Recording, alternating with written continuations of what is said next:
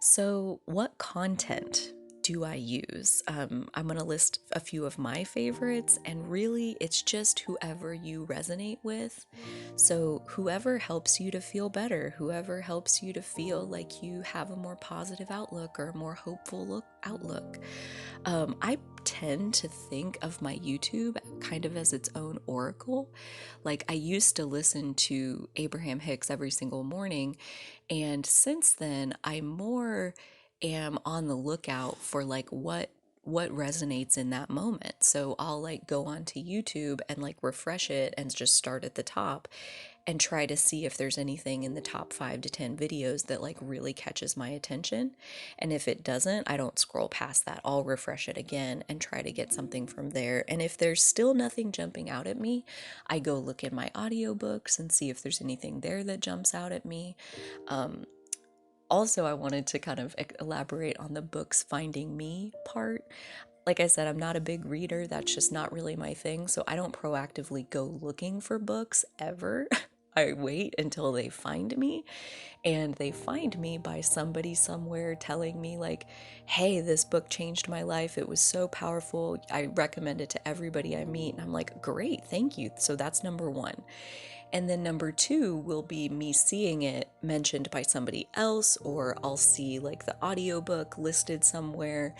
And it's like, oh, yeah, somebody told me about that. And now look, here it is again. Usually it takes at least 3 or 4 or 5 times of a book finding me before it's usually time. Sometimes not. Like there was the most recent book that I was listening to is called The Way of Integrity by Martha Beck, and it is one of the most powerful books I have ever read.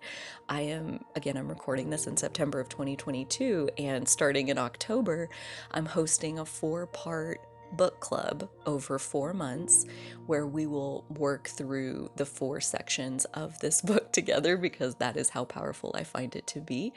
That was another idea that I got during my morning time, again, because I was writing in my journal how grateful I was for Martha writing this book and her life that gave her the wisdom, and Dante's Inferno, the Divine Comedy, that she based it off of, and his life that gave him that wisdom, that wrote that. I was just like really gushing over how awesome this book is. And that book found me because I was binge watching. The phase I was in at this time in my self-care was like I was binge watching everything I could find that Elizabeth Gilbert had ever done. I wanted to watch every single interview with her ever. And I watched a lot, and it kind of came to an end when I watched the interview between her and Martha Beck, where Liz is interviewing Martha about her book, The Way of Integrity, and they're talking about what it's about. And so they get into a lot of the different ideas that she shares in the book. And as soon as I heard this conversation between the two of them, I instantly went and bought The Way of Integrity on Audible and started listening to it. So I stopped listening to Elizabeth Gilbert at that point because I was all in on The Way of Integrity by Martha Beck.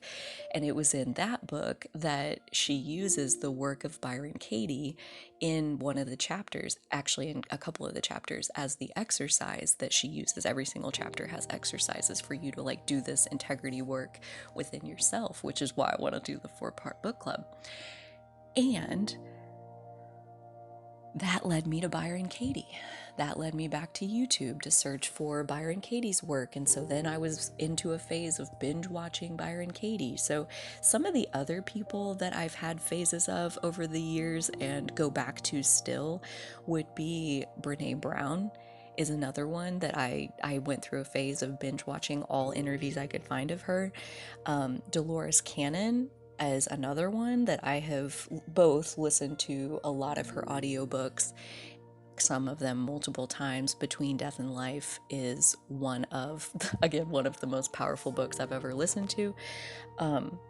Dr. K, He has a YouTube channel called Healthy Gamer. He is a Harvard trained psychiatrist who was a practicing psychiatrist who then made the transition to become a Twitch streamer. And if you're not familiar with Twitch, it's a gaming platform where gamers can stream themselves playing games.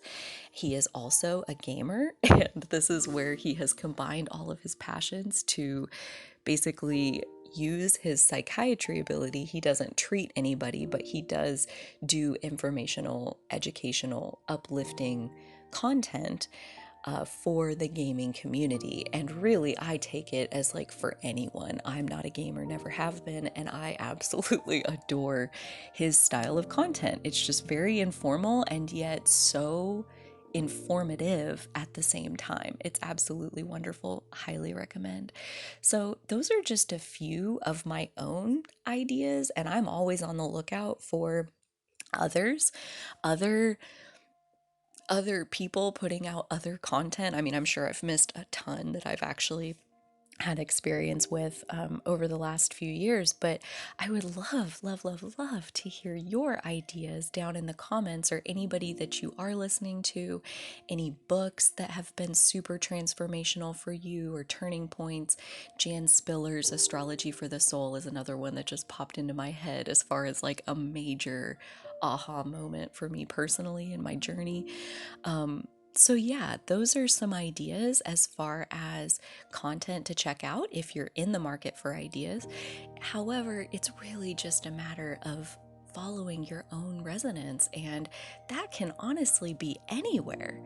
That can be anything that can technically uplift you. So, yeah, I'm excited to read in the comments what other ideas you guys have.